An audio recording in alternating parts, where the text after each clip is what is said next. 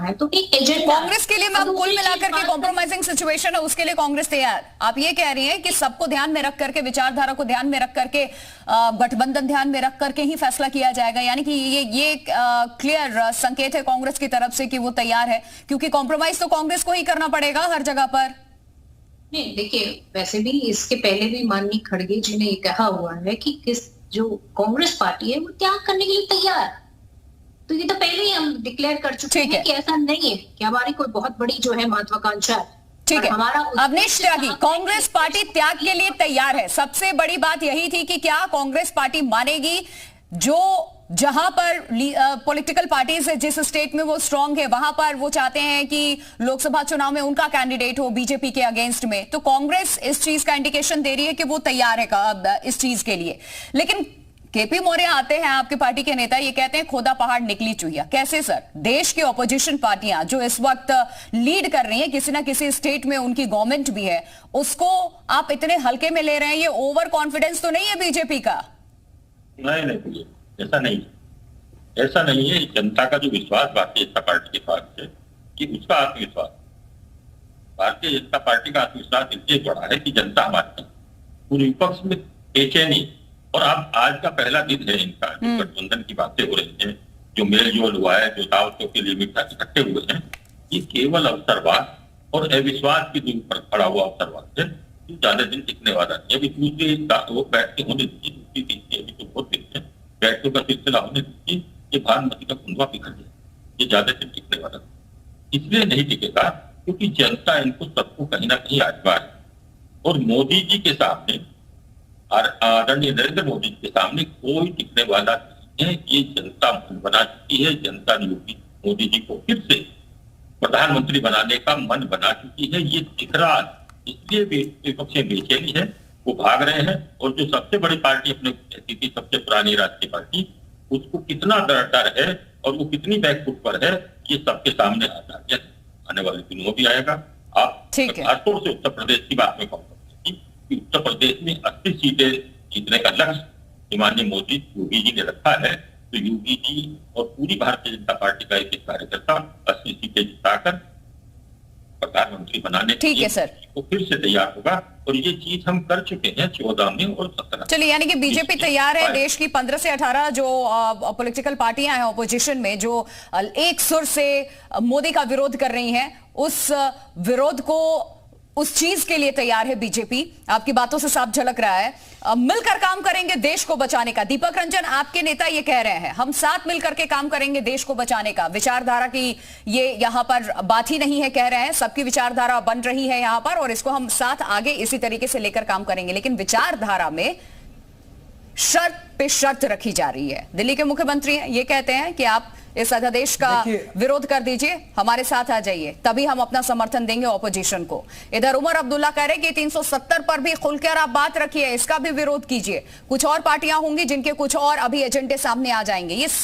ये बैठक जो हुई है अपने अपने एजेंडों के साथ यहां पर पहुंचे हुए थे। तो इस तरीके से आप लोग कॉम्प्रोमाइज करके अपने अपने एजेंडे को साथ लेकर के आगे बढ़ रहे हैं। और ऐसे में आपको लगता है कि जनता स्वीकारेगी ये जो विपक्षी एकता का नाम आपने दिया है, एकता कम, इसमें कॉम्प्रोमाइजिंग सिचुएशन हर किसी की सबसे ज्यादा देखने को मिल रही है?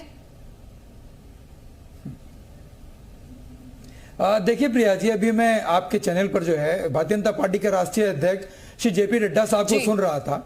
उनकी छटपटाहट और बौखलाहट ये बता रही थी कि कितना ज्यादा विपक्षी एकता जो आज मीटिंग हुई है उससे कितने ज्यादा भारतीय जनता पार्टी के लोग हैरान और परेशान हैं। और अभी स्मृति ईरानी जी को, केंद्रीय मंत्री जी को मैं सुन रहा था, अरे ये लोकतंत्र की बात कर रही हैं, लोकतंत्र की हत्या करने के बाद ये लोकतंत्र की दुहाई दे रही हैं। देखिए, लोकतंत्र बिल्कुल बहाल होगा, संविधान बिल्कुल बहाल होगा। अभी लोकतंत्र नहीं है क्या? जनता पार्टी अभी संविधान बहाल नहीं है क्या? कैसे बात कर रहे हैं दीपक रंजन? अरे तो ये स्मृति ईरानी जी से पूछा आपने, कैसी बात कर रही है वो?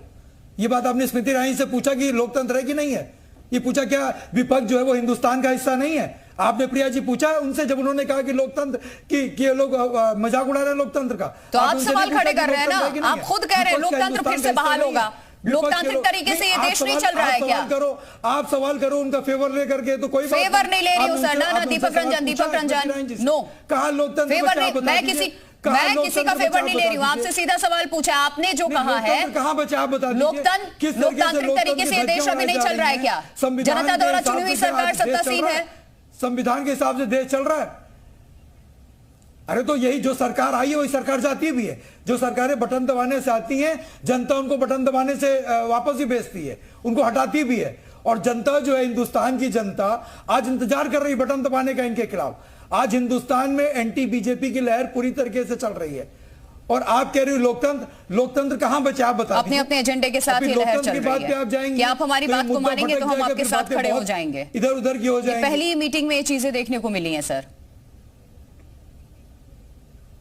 नहीं, मीटिंग से इतना लोग घबराए परेशान क्यों हैं? अरे हिंदुस्तान की जनता ने भारतीय जनता पार्टी को चुना है काम करने के लिए। आप काम करो, विपक्ष क्या कर रहा है क्या नहीं कर रहा है उसका जवाब जनता देगी।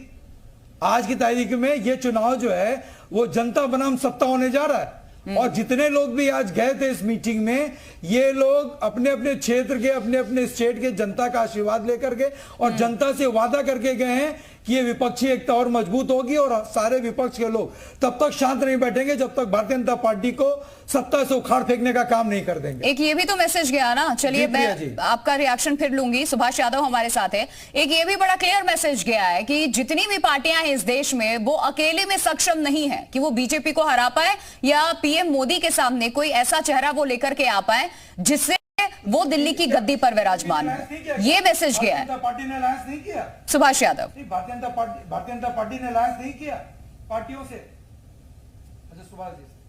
प्रिया जी, आज जो हमारा देश है गठबंधन की राजनीति के दौर से गुजर रहा है। इसमें कोई दो राय नहीं कि चाहे भारतीय जनता पार्टी हो गई, चाहे केंद्र के अंदर क्या ये अपने यूपीए कांग्रेस पार्टी हो गई, हर राजनीतिक पार्टियां जो बड़ी बड़ी राष्ट्रीय पार्टियां, इनको गठबंधन की राजनीति से गुजरना ही पड़ेगा। लेकिन जिस प्रकार विपक्षी एकता की बात हो रही है, जाहिर सी बात है कि सुहेलदेव भारतीय समाज पार्टी विपक्षी एकता की जो पहल हुई है उसका स्वागत करती है। लेकिन किस विपक्षी एकता की बात कर रहे हैं ये लोग? सुहेलदेव भारतीय समाज पार्टी उत्तर प्रदेश के अंदर अगर देखा जाए तो कांग्रेस से बड़ा दल है। बहुजन समाज पार्टी भी उत्तर प्रदेश के अंदर अपना वैसे भी मीटिंग से नजर रखते हैं। उन्होंने भी कहा कि अगर बुलावा आया होता तो जरूर जाता। एआईएमआईएम को इन्होंने पूछा ही नहीं। जी बिल्कुल प्रिया जी, हमारे राष्ट्रीय अध्यक्ष ने स्पष्ट भी कर दिया कि अगर हमको बुलावा आता पटना के अंदर तो हम जरूर जाते। हमको बुलावा नहीं है इसलिए हम लोग नहीं गए। लेकिन जिस प्रकार विपक्षी एकता की बात हो रही, विपक्षी एकता है का बिना उत्तर प्रदेश को साधे अगर आप चाहते हो कि हम दिल्ली की सत्ता को हासिल कर लें तो बिल्कुल मुश्किल नहीं है। ये पूरी तरीके से एकदम इस तरह से बोल दिया जाए कि दिल्ली की सत्ता ऐसे कोई लड्डू नहीं कि हाथ के अंदर लेके बैठ लिया आपने, लड्डू आपको हाथ के अंदर मिल गया। ये बिल्कुल भी नहीं होने वाला है। उत्तर प्रदेश की सत्ता दिल्ली को जब तक आप हासिल करना चाहते हो उसके पहले आपको उत्तर प्रदेश की सत्ता को हाथ में लेना पड़ेगा। उत्तर प्रदेश की जो बाकी राजनीति है उनको साधना पड़ेगा। पूर्वांचल के अंदर सुहेलदेव भारतीय समाज पार्टी पूरी मजबूती के साथ खड़ी है। क्या सुहेलदेव भारतीय समाज पार्टी का वोट परसेंटेज नहीं है? आज हमारे 6-7 विधायक हैं। क्या उत्तर प्रदेश के अंदर सुहेलदेव भारतीय समाज पार्टी का अस्तित्व नहीं है? आपने सुहेलदेव भारतीय समाज पार्टी को बुलाना जरूरी नहीं समझा? आपने बहुजन समाज पार्टी को बुलाना नहीं जरूरी समझा? और ये कौन सी विपक्षी एकता? जिस दिल्ली अध्यादेश की बात अरविंद केजरीवाल जी कर रहे थे उसके ऊपर जब उन्होंने समर्थन मांगा तो सबसे पहले कांग्रेस ने विरोध कर दिया कि भैया हम आपके समर्थन के अंदर नहीं है। 370 का समर्थन किया अरविंद केजरीवाल जी ने। वहीं पे महबूबा मुफ्ती जी बैठी हुई थी जो उनका मुखर विरोध कर रही थी। ये क्या विपक्षी एकता? बिहार इकाई आम आदमी पार्टी की जब ये बैठक हो रही है वहीं पे बिहार इकाई आम आदमी पार्टी की पोस्टर वॉल जारी कर देती है जिसके अंदर लिखा जाता है कि अरविंद केजरीवाल जी भावी प्रधानमंत्री है। ये अच्छा, आपकी तरफ से नीतीश कुमार को भी बताया गया कि बीजेपी के खासम खास है जिनके नेतृत्व में सब कुछ हो रहा है, कन्वेनर है वो। Let me finish. देखिए नीतीश कुमार जी भले पहल कर रहे हैं लेकिन नीतीश कुमार जी को यह भी सोचना पड़ेगा कि जो भी क्षेत्रीय दल हैं जो अपने अपने स्टेट के अंदर मजबूत हैं उनको अगर आप बिना साधे आप ये सोच रहे हो कि विपक्षी एकता मजबूत हो जाएगी तो ये बिल्कुल इम्पॉसिबल है। दिल्ली का रास्ता जिस प्रकार उत्तर प्रदेश से होकर जाता है बिल्कुल वास्तविकता है। दिल्ली उत्तर प्रदेश और बिहार के अंदर आप जो मजबूती दिखाने का प्रयास कर रहे हैं उस मजबूती की बानगी उत्तर प्रदेश में कहां है? ठीक है, उसका परिणाम आप दिखाइए। प्रियंका गुप्ता, अब उत्तर प्रदेश के अंदर आपने किसको साधा? हाँ, हो सकता है जयंत चौधरी जी पारिवारिक कारणों से इस बैठक से दूर रहे लेकिन उस कारणों को तलाशना बहुत जरूरी है। नीतीश कुमार जी, ठीक है सुभाष यादव जी, मिलने उनको न्योता दिया। नीतीश कुमार जी चाहते तो क्या बहन जी को न्योता नहीं दे सकते? ठीक है, लेकिन नहीं न्योता दिया। अखिलेश यादव जी केसीआर से मिलने तेलंगाना गए थे। उन्हीं केसीआर के बेटे केडीआर ने बोला है कि जो कांग्रेस वाले हैं जो कांग्रेस साथ में जा रहे हैं वो और भारतीय जनता पार्टी, ये दोनों दलों ने भारत देश का विनाश का ही कार्य किया।